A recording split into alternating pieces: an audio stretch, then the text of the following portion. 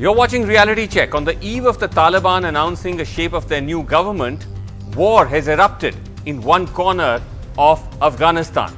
Fierce fighting being reported in Panjshir, the mountainous region north of Kabul, for long an anti-Taliban holdout. In the past 72 hours, the Taliban have launched a fierce offensive against Panjshir, once the bastion of Ahmad Shah Massoud, the anti-Taliban commander and leader of the Northern Alliance. The resistance now led by his son Ahmad Massoud. In images shared on Twitter, the Northern Alliance has claimed multiple Taliban casualties, posting pictures like these of dead bodies, supposedly of the Taliban.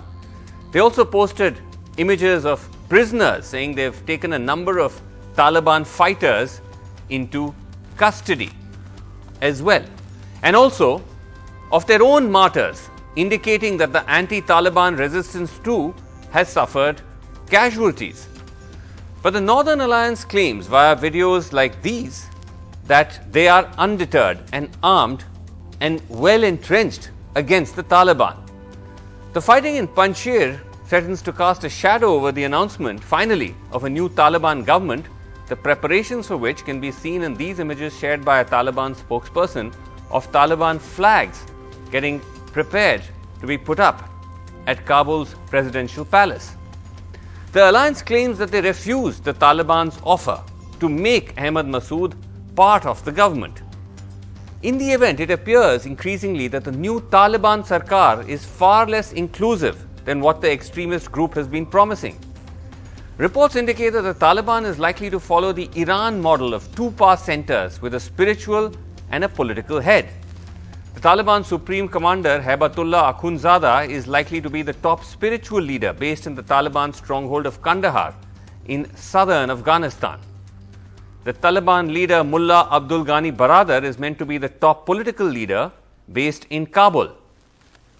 Others holding important positions in this new Taliban government could be Mullah Yaqub, the son of the late Taliban leader Mullah Omar, and Sirajuddin Haqqani of the dreaded Haqqani network, the terrorist group based in the Afghanistan-Pakistan border. Siraj Haqqani's family members are on the FBI's most wanted terror list. There's a lack of clarity on whether ex-President Hamid Karzai and ex-Foreign Minister Abdullah Abdullah will be part of the Taliban government, raising questions over how inclusive it will truly be. I spoke earlier to Fahim Dashti. He is the official spokesperson of the anti-Taliban front, and he joined me from Panjshir. And I began by asking him, what exactly is the ground situation? The Taliban claims they've got you completely encircled. What is your version of what's going on there? Well, almost from 4 days, Taliban have started some offensive in two main front lines. One in the north of Panjshir through Andarab Valley and Khawak bypass, and one from the mouth of the valley, the main entrance of the valley, from Parwan province. The fighting was going on in Khawak for 3 days, in entrance for 2 days. They did not succeed to step forward even 1 feet, and they have suffered lots of casualties. Yes, in Khawak front, they have lost 40 of their personnel, as well as about 20 of them have been wounded. Right. And they have lost some of their Humvees and heavy artillery. But in the other front, in the mouth of the valley, they have lost 350 of their personnel. More than 280 of them have been wounded. Same here, some of their artillery as well as the Humvees have been destroyed. We have received reports from Kabul that they are struggling to treat for treatment of their wounded personnel, because the doctors and nurses in the Kabul hospitals are not going to their duties due to the fear of Taliban, due to the uncertainty. Right. And Taliban are facing lots of challenges in this regard, but still they are preparing for a more offensive, and we are ready. as we have done it before. Our Okay. forces have performed very well, and we are ready for their next round of attacks. But the Taliban claims you've also suffered casualties. Have you suffered casualties, and if so, how many? Sure. It's battle. Casualties are on both sides. But as far as we are in the high positions, we are in the mountains, and they are coming from low positions. Their casualties are much more than the casualties of the National United Front forces. There are reports that we have got yet that we had 6 people of us have been lost their lives, and 4 or 5 others have been wounded. Okay. Now, you're saying that you're able to fight back, Fahim Dashti, but the fact is that you're completely surrounded by the Taliban. How long can you actually sustain this fight? We have the experience of fighting with limited resources. Even then, in 90s, it happens few times that we were surrounded in Panjshir. Of course, for the long time, on those days we had Badakhshan province, some part of Takhar province. But it happened at least 3 times that we were only surrounded in Panjshir, and we have that experience. We will use that knowledge. Okay. And so far, we have shown that we are capable of that. Okay. Has the Taliban appealed to you for some kind of peace agreement, for some kind of surrender? Oh, yeah, yes, of course. When we were entering the negotiations, they have offered us some position in their government and some other advantages. And then they were asking us to surrender. But we said that no, this is not the question of surrendering of Panjshir or not. This is the question of how to resolve the problems of the past 40 years. Right. As a result of which we had conflict in Afghanistan. We have lost lots of lives, millions of lives in Afghanistan, and we have to put an end on it once and forever. So this was our position, that was their position. And when they saw that no, we are not ready to surrender, right. they should have known that before, but still they have tried. And when they were convinced that they will not surrender, then they started their offensive. And so far, as I said, they didn't succeed in any form. So you're saying that they did offer a position. I believe Ahmad Massoud himself was offered some sort of position in the new government, in the new Taliban government?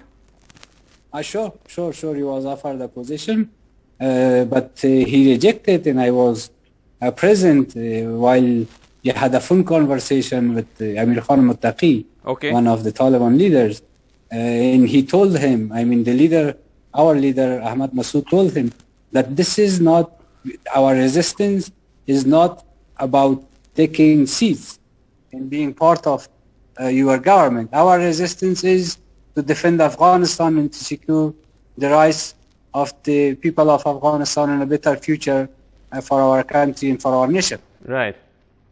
And but I'm still a little unclear, Fahim Dashti. You're saying you've refused the offer of a surrender, you've refused the offer of Ahmad Massoud joining a government. What's the end game here for you then? We are in the win-win position. If we succeed in our resistance, and if we succeed in our goals to ensure the rights of the people of Afghanistan, to ensure a better future for our country, for our nation, to establish a government, a system which will be responsive to the needs of people of Afghanistan and legitimate in front of the eyes of Afghans and the international community, and so on and so forth, that's a winning position. Otherwise, if we didn't succeed, and if we all being killed here in the resistance, again, this is a winning situation for us, because the history will write about us, that there were people who stand for their nation and for their country to the end of the line. Okay, you're saying you're willing to die for the cause, but what about Ahmad Massoud? Is he in Panjshir? Is Amrullah Saleh? Are they there? Are they at the moment injured or affected in any way by the fighting, or are they at the moment all right?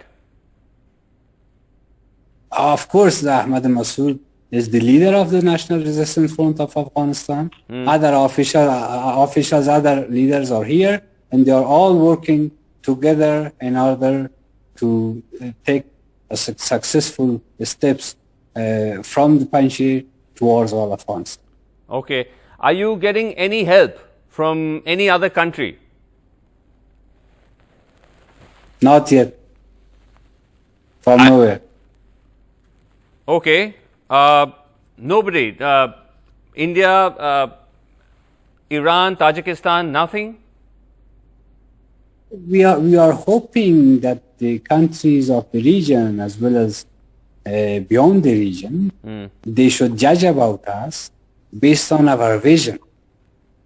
And we believe that our vision should be supported by the countries of the region and beyond. Because our vision is ensuring a better Afghanistan, which will ensure a better region. And a better region will be effective positively for the rest of the world. So of course we are expecting the world to support us. Okay, and you're saying, and let me just end by asking you once again, you're saying that for this cause you're willing to even sacrifice yourself, that you may not win, you may actually go down as martyrs. Exactly, because we are standing for the future of our nation and our country. And everywhere in the world, people who are standing for their nation and their country, they have been celebrated either in their lifetime or either after the life. In the afterlife. All right, we'll have to leave it there. Thank you very much indeed, Fahim Dashti, for joining us.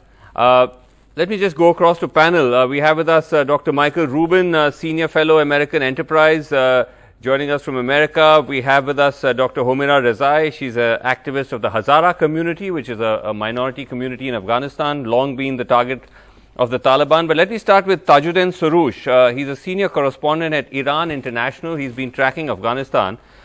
Tajuddin Soroush, you know, in the run-up to this new Taliban government, and with everyone wondering what it's going to look like, you tweeted a video which actually went viral. These are clips from Afghan State TV, which is actually showing the Taliban taking out some kind of victory parade, in Kabul. I think it's in one of the stadiums in Kabul. And it's a crazy video because they're essentially parading suicide bombers and suicide vests. Tajuddin, what? Yeah, exactly. Have you seen the video? The parade was running by the Taliban, showing somewhere. It is actually somewhere. It is not exactly where it is, Kabul or some other places of Afghanistan, but it is running by RT, National Radio and TV of Afghanistan, showing a number of Taliban fighters. They are describing that they are suicide attackers, they are other Fateh's forces, or what they named them. They are just parading in front of a studio. So that's right. In fact, let's go full frame on these pictures if that's possible, because it's really quite something to just look at that. Look at that. Those are basically material for suicide attacks. So you've got people there with suicide vests, suicide bombers vests being paraded. And what was interesting also, Tajuddin, as you and others have pointed out, that the Afghan or the Taliban now leadership that's sitting and watching this, they were all masked as well, which again was surprising. So they say that we have changed. We are not the Taliban which we were in 1990, but now you're seeing they're proudly suing their suicide attackers, their other explosives which they used to kill the people of Afghanistan, this ex-government officials, the other international which were in Afghanistan. So they came here with the dilemma of changing, but now you're saying that they have not changed yet, but they are showing whatever they were in the past. So I think the main problem is now the values are not changed either for the Taliban, either for other groups who are in Afghanistan. Now the resistance forces fighting for its own values. The Taliban is fighting for its own values. Right. So it's quite worrying. Let me just bring you in, Dr. Michael Rubin, because if you read all this information together, on one hand, this extraordinary and frankly deeply disturbing kind of parade of so-called show of strength on one hand, on the other, this new Taliban government that's taking shape doesn't seem to be very inclusive at all. Well, people would have to be foolish to believe any of the Taliban promises. At the very least, what the Taliban were doing was just sweetening the sting of American defeat until the last American troops left the country. But the Taliban have engaged with the United States over the years, even before September 11th. We had met with the Taliban on more than 30 different occasions.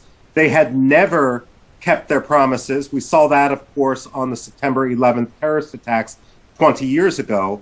And while Special Envoy Zalmay Khalilzad had repeatedly said the Taliban had changed, whenever anyone would try to ask him, where's the evidence, he would remain silent, or much more malignly, he and the State Department would deny visas to folks like Amrullah Saleh, the vice president of Afghanistan, so that they couldn't talk to congressmen directly.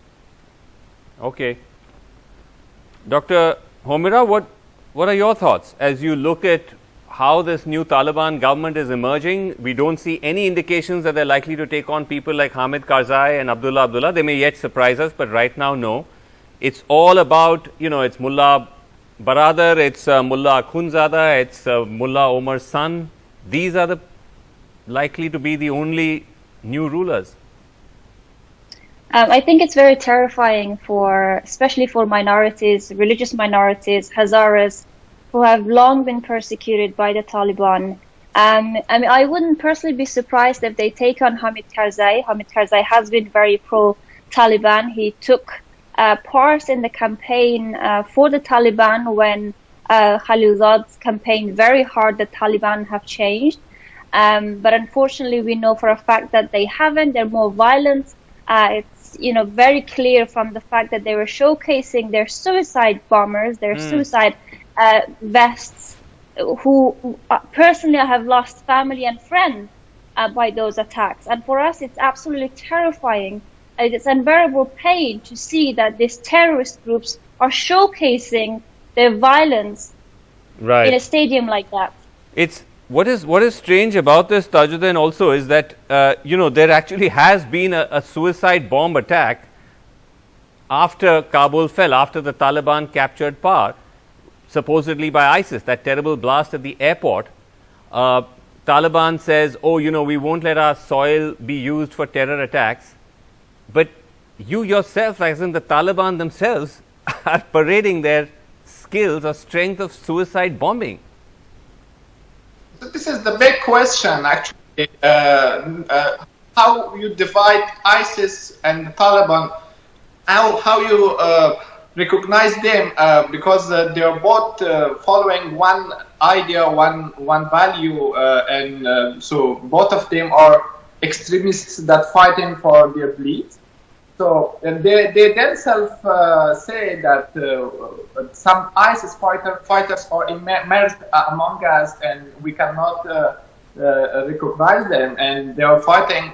So the thing is, after that, one ISIS, actually the world does not recognize ISIS, but the world gave a government with 35 million people to the hand of the Taliban, which we see that they are suiciding. They are saying that we will suicide ourselves to fight anyone who stands against us. Yeah. So, Dr. Rubin, what does all of this mean for countries like India? Because on one hand, you have the political wing of the Taliban particularly those sitting in Doha, telling India that, look, we want good equations with India, we're not hostile to you, keep your consulate open, allow us to trade with you. And on the other hand, you have all of this. Some countries use diplomacy in order to resolve problems and difficulties. Rogue regimes, like the Islamic Emirate, which is what the Taliban call themselves, use diplomacy as an asymmetric warfare strategy in order to tie the hands of their adversaries and seek advantage. It would be foolish for the United States, for India, or for any other country to put any faith in the words of the Taliban political leaders. You've got to judge the Taliban by what they do, not what they say.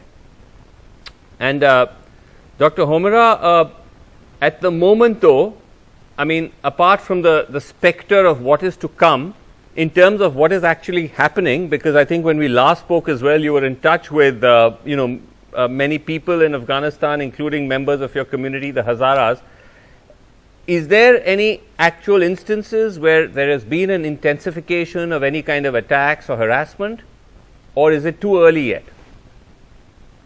No, it's not early at all. We have seen an exponential increase of targeted attacks against the Hazaras. We've seen various reports, more recent by the Amnesty International, where they've looked at the torture and targeted killing of Hazaras in Ghazni. We know that 14 got killed in Daikundi a couple of days ago. We know that another 6 got targeted and killed in Behzud, and 3 were kidnapped. So these are targeted killings against the Hazara community. They never stopped, and I think it's only going to increase from now on. That's extremely worrying.